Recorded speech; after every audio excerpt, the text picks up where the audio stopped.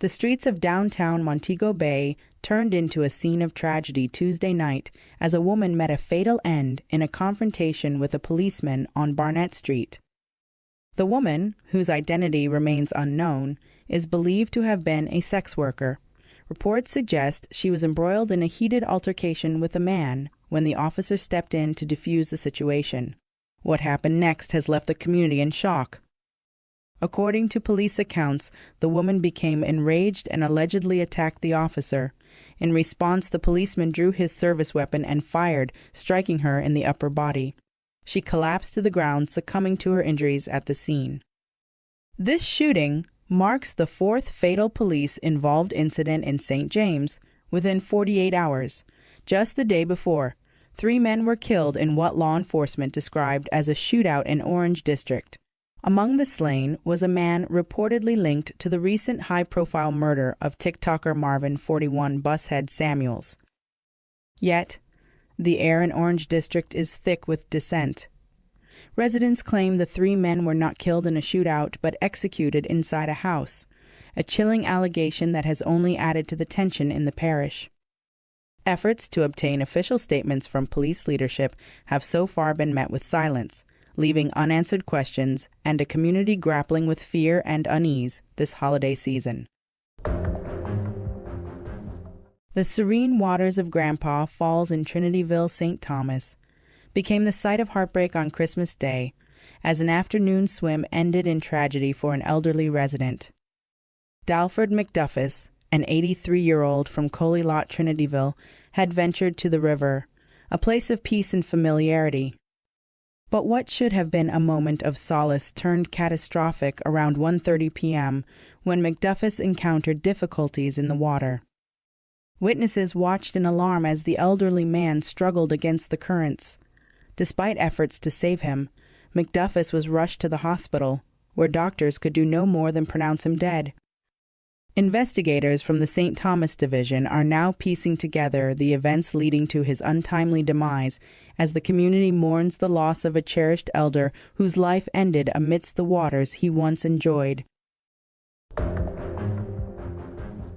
A shocking twist unfolded in the murder of retired journalist Barbara Gayle, as police have charged a 24-year-old man in connection with the brutal killing at her K. Manus Country Club estate home in St. Catherine. Travis Ellis, of Gulf Gregory Park, now faces charges of murder and robbery with aggravation, painting a grim picture of betrayal and violence. The tragedy came to light on Tuesday, December 17, when the lifeless body of the 77-year-old journalist was discovered inside her residence, bearing multiple stab wounds. A respected veteran of Jamaican journalism, Gayle's untimely death sent shockwaves through the nation. Her car, ominously missing from the scene, was later found abandoned near Dyke Road in St. Catherine, a silent witness to the crime's cold aftermath. The police moved swiftly, and by Wednesday, December 18, Ellis was captured after an intense manhunt led them to Grange Lane, where he was reportedly hiding in nearby bushes. As the case unfolds, the community remains gripped by the chilling loss of a woman whose words once shaped the nation's stories. The motive behind the heinous act and the full scope of Ellis's alleged involvement remains under investigation, leaving many to wonder how such darkness could touch the life of someone so cherished. Anticipation is at a fever pitch as fans prepare for the highly anticipated Vybz Kartel Freedom Street concert at the National Stadium on Tuesday, December 31. But as excitement builds, the police are making it clear security will be unyielding. Attendees are being warned that no offensive weapons of any kind will be allowed into the venue. This includes firearms, explosives, knives, glass bottles, large umbrellas, scissors, or any item deemed capable of causing harm or injury. The authorities are leaving nothing to chance in their bid to ensure a safe and incident-free event. In tandem with the heightened security measures, traffic changes have also been announced. Parking at the National Stadium will be strictly prohibited, and a one-way system will be enforced around the venue. Motorists traveling on Mountain View Avenue and Arthur Wint Drive are urged to brace for disruptions, as traffic flow is expected to be heavily impacted before, during, and after the event. To accommodate concert-goers, shuttle parks have been designated at Heroes Park, 8 West Kings House Road, and Jamaica College. Traffic personnel will be deployed across critical points to manage the flow and provide guidance. Fans are being urged to comply with all directives from law enforcement to ensure the night remains a celebration of music and unity. The stakes are high, but so is the excitement for what promises to be an unforgettable evening. Born Carl Wellington on November 8, 1961, in Kingston, Jamaica, Professor Nuts carved a unique path in the world of dancehall, blending razor-sharp wit, theatrical storytelling, and lyrical brilliance to become the undisputed king of comedic DJing. Growing up in the bustling streets of Kingston, he developed a keen eye for humor amidst the struggles of inner-city life. From an early age, Wellington displayed an uncanny ability to turn everyday situations into tales of hilarity.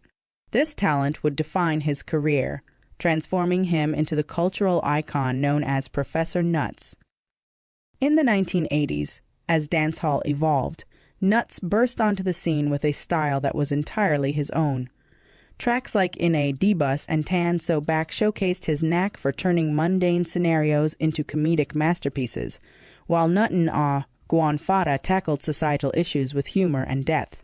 His performances were electrifying, drawing crowds eager to experience his mix of clever wordplay and laugh-out-loud antics.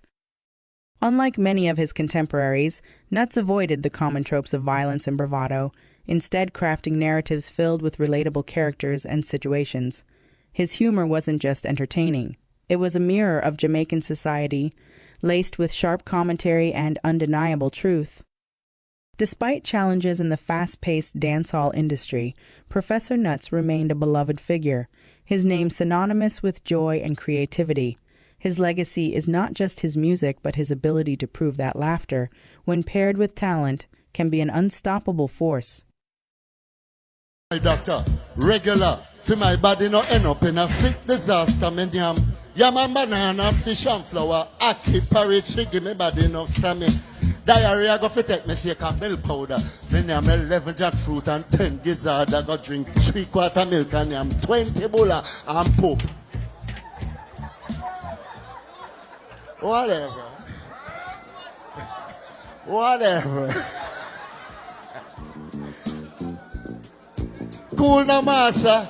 Let me try remember it's when that happened. Now year before last round 10 past 7 after me there in a 1 minivan we full of people. Cool off at the back, very comfortable. Shh.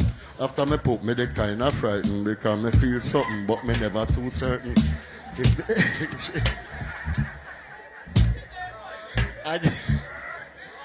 Again, whatever. Allow me. Allow me. After me poop, me they kind of frightened because me feel something, but me never too certain. If the seat did better is do, me do, but what? All me know me sit down in a something. One girl when they beside me, they look and say, me look on her and say, young lady, what? She says, somebody poop. Me say, mine I know you who no poop all the while and go like I know who no.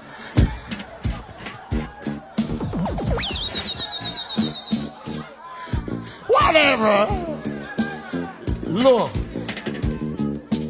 Same time me hear one old man say, you no can't smell good on the nose now open. Poop don't smell, so you are hear me people. That's somebody where fat supposed to shit too.